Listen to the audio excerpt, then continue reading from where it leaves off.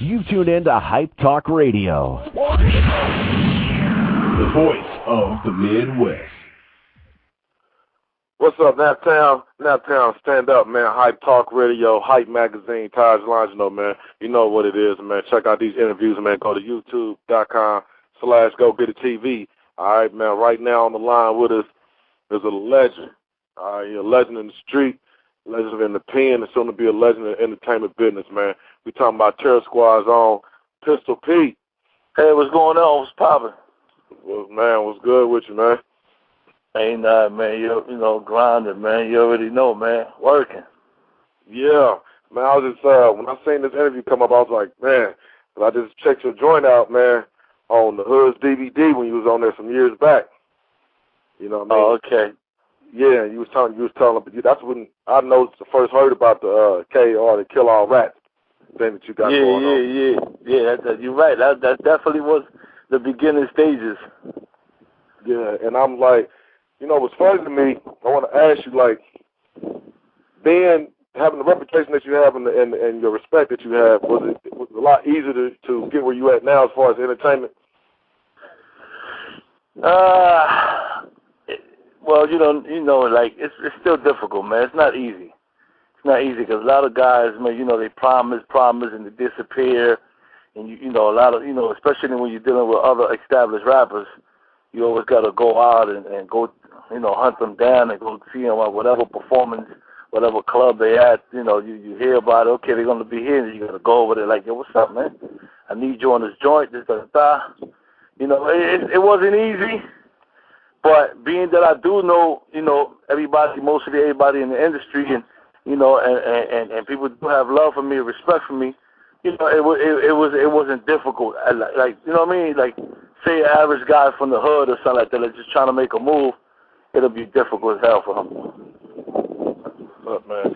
Now, K.A.R, Kill All Rats, that is strictly a thing that you started from when you went inside, when you went and did your time, right? And then it converted over to something you want to do, turn it into a positive.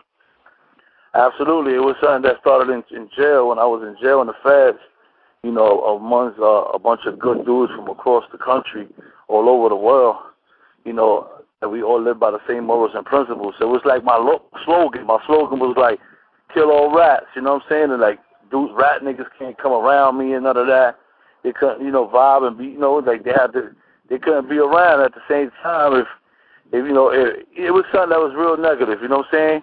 Negative to a certain degree, you know, positive to us, but it was really, it was something that, you know, in jail we just didn't allow rats to live around us and all that, you know what I'm saying? It was a bunch of good dudes just all together, and, you know what I'm saying? And that's how, and then I took that, I was like, you know, it was me and his brother Tito Cruz, let him rest in peace. They killed him like 2 years ago in the Bronx. He was the one that followed suit, you know, like in a whole different jail and all that. He was like, yo, boom, you know what I'm saying, I'm a rep. And he was like, I was like, all right, so whoever got like the tattoo on the right arm, on the right side, it was like, he knows pistol. You know, he fuck with pistol. He messed with pistol. But whoever got it on the left side, it's like, oh, it came from Tito Cruz. That's how he had it. It was bugged out. So, I came home, you know, and I just, and Tito was already home, but Tito was just wilding and all that, you know, and I just took, you know, I said, you know, I got to do something, you know, I got to do something that's going to represent the struggle, and I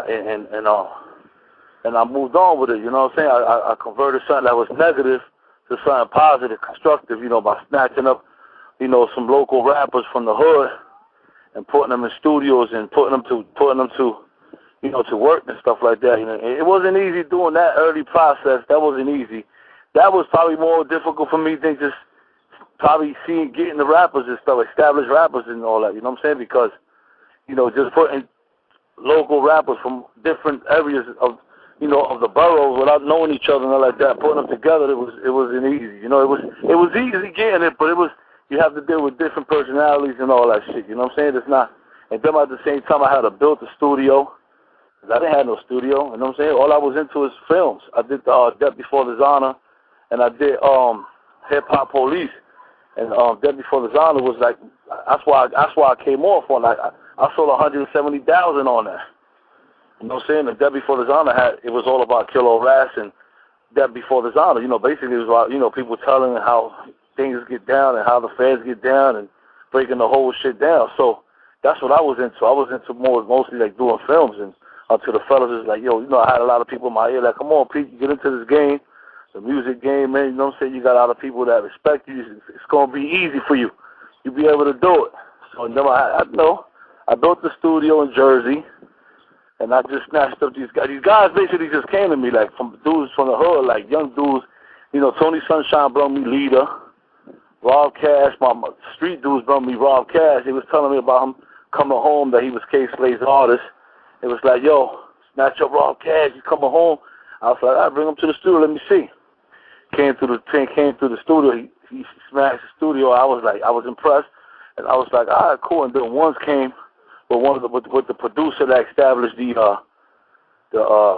music, you know, as far as the whole studio with me and all that, you know what I'm saying, which is Butter Beats. You know what I'm saying? He's the one that mainly produced most of the tracks on the album. You know, he came up from that. Now he got Neo's first single. You know what I'm saying? And he's doing good himself. So, you know, I feel good that, you know, I'm able to feed these guys and stuff. You know what I'm saying? Feed the local guys from the hood, because each of them, you know, they come up, they're gonna feed their family. So it's a great thing. I could have went the easy way like DJ Khaled did. You know what I'm saying? I could have just, because the deal was given to me because out of respect and love they got from me at Koch, not because the artist was crazy, the buzz was crazy. That helped out. You know what I'm saying? Because the buzz as far as Killer Rats, K.A.R. was up, so it was like, wow, they buzzing. You know what I'm saying? I see you doing that, I see you doing that, Pete. So it was like easy for me to just say, ah, yo, I wanna do an album. But the truth is, I could have just did anything. Like, to be honest with you, I could have just snatched up Joe, Jadakiss, Fabulous, Mano, you know, just get all the beats from Butter Beats and just do an album, just say Pistol Pete or K.A.R. presents, you know, the streets, and just have all these guys' features on there, you know what I'm saying, instead of just going out to the hood and starting from scratch and going out there and look for artists and stuff like that, you know what I'm saying? Yeah. Now, Jigga said something in one of his albums previously that he was like, one of his phrases he uses, he said, I'm from an era where niggas don't snitch. You from an era where snitching is the shit. You know what I'm saying? What has changed in the streets, man, with that, to the point to where, like, telling is like the new thing to do. You know what I mean? There's no loyalty. There's nobody. I'm gonna tell you one thing. He was right when he said that shit. I ain't gonna front. When I heard that shit, I was like, no bullshit. You know what I'm saying? I had to agree with him, because it's the truth, man. Like, nobody cares about nobody. You know what I'm saying? Everybody just, you get caught, you down with whatever you down with. Dudes is telling. Don't you see all A&E?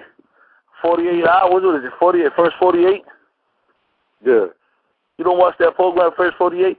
I watch that all day, man. Everybody in that motherfucker telling. Yeah, everybody get caught, they start crying. The police playing stupid, easy games.